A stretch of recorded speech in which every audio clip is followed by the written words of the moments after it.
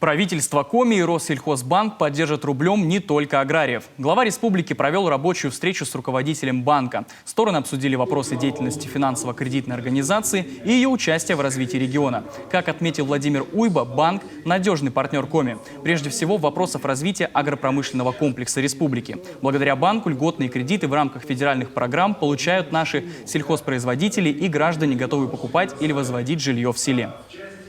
У нас действует соглашение.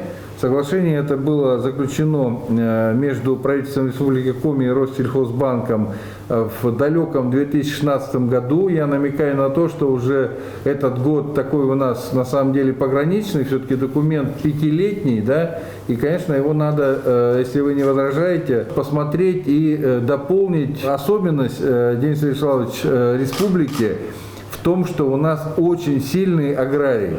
То есть 50% населения республики живет в сельской местности. Мало таких регионов сегодня, да, где 50% населения живет и никуда уезжать из села не хочет. И, конечно, основное на селе – это, конечно, агропромышленный комплекс, сельхоздеятельность.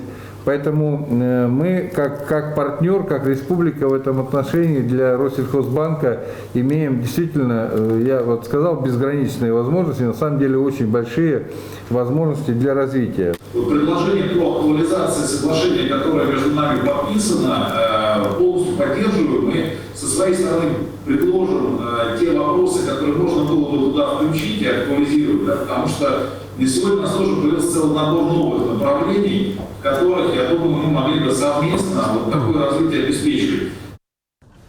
Из новых направлений – развитие органического сельского хозяйства и сельского агротуризма. Оба направления поддержаны Федеральным министерством сельского хозяйства. В числе приоритетных направлений также развитие программы сельской ипотеки, реализация инвестпроектов, создание агропарков и повышение доступности финансовых услуг, в том числе безналичных операций в отдаленных территориях Коми.